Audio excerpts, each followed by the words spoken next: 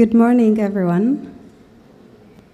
I would like to start by thanking my brother in the struggle, technology evangelist Jumanne, for putting this event together. Time and time again, even when we know the struggle is real, putting something together like this every year consistently takes a lot of, what do I call it? It takes a lot of commitment. It takes a lot of relentlessness.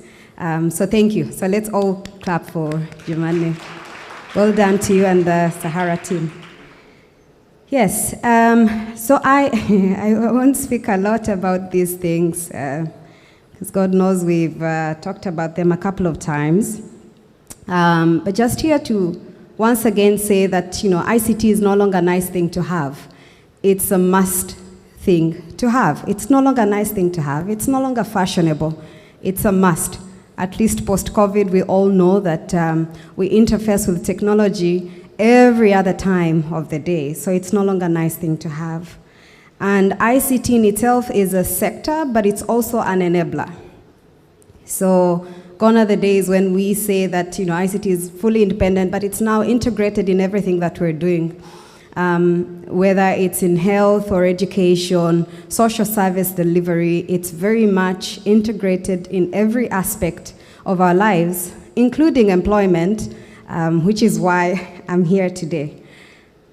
With the current challenges in the labor market and high rates of unemployment rates, issues related to mobility, geographical constraints. You might find in one country probably the rates of unemployment are higher in comparison to other countries. So all these, also including the skills mismatch, really would make us want to reflect on how technology can play a significant role in employment creation. For those of us that have been following the Africa Continental Free Trade Agreement area, when you look at the Protocol of Free Movement and how in the next couple of years when we do open our borders, how young people are going to tap into all these opportunities to employ, we cannot help but wonder how our youth are ready. Are they ready? Are Tanzanian youth ready to tap into that free movement, to look for jobs in other countries? Are they competitive? Are they ready? So why I'm here, it's to discuss some of the things that I've identified as areas that we could work on as an ecosystem to ready our youth so that they are more proactive to tap into this fast-paced, growing digital economy and how it could actually translate into employment creation for them. Across Africa, but also in Tanzania, there's what we call the Great Resignation, where most young people are graduating into unemployment, and the only option is basically to go into business. So we're creating more of, I think this is a term that we spoke about, there's one of the Sahara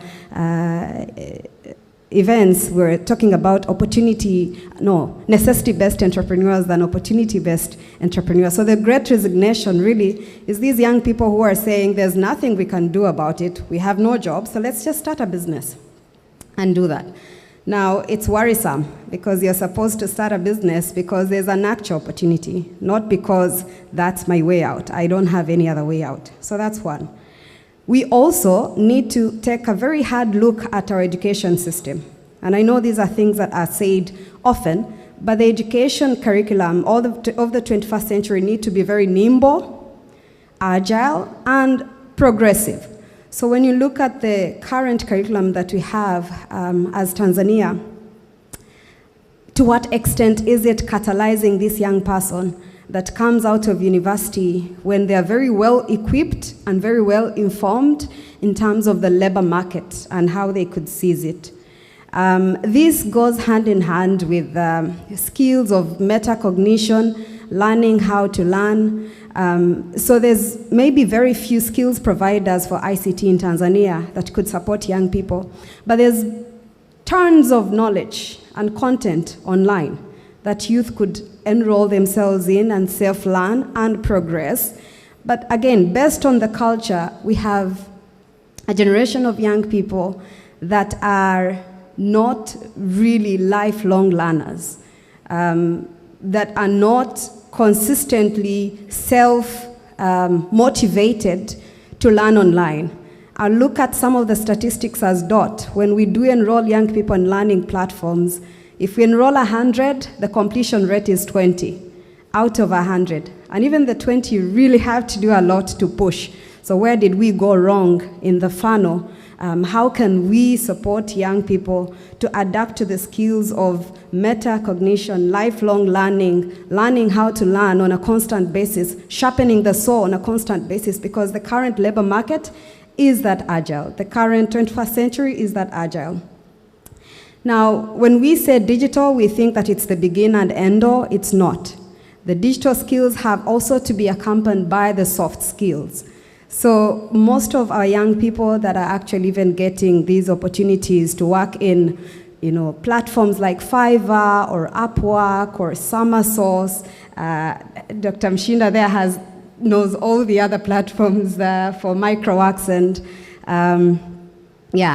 we find that the challenge is also on the soft skills: communication, presentation, time management, delivery.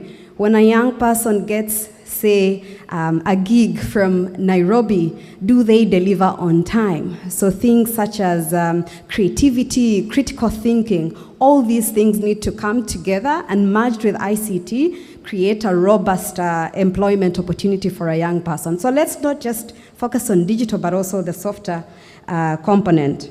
Now, the key also to making the employment opportunities or the labor market also more proactive is unlocking partnerships. One of the things that we've been trying to see is what's the demand like for young people who are doing, say, microworks or freelancing in Tanzania. What's the appetite? We still are very much a traditional ecosystem that believes in someone entering through the door and working. When a young person is remote working, we think they are not remote, they are not working. They're actually having fun somewhere out there.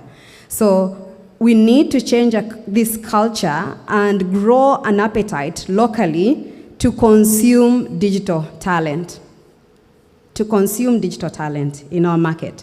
But also we need to continuously learn the demands from the private sector so that we're able to supply what's actually in demand. So is it data analysis? Maybe that's one of the most demanded skill sets in the labor market.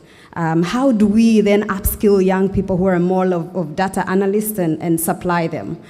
So we need not to look just at the international markets, but locally, what's in demand, continuously learn from the private sector and supply that. And the other one is unlocking investment. Now I'm looking at all the development partners in the room here and saying, to what extent do our programs or strategies include technology? How have we adapted our programs post-COVID? Being at the heart of seeing many development partner programs, I feel like most of them are yet to catch up with technology. So if there's an investment, say, being invested in agriculture, young people who are doing agriculture, how are we adding in ICT as an enabler within the sector, etc.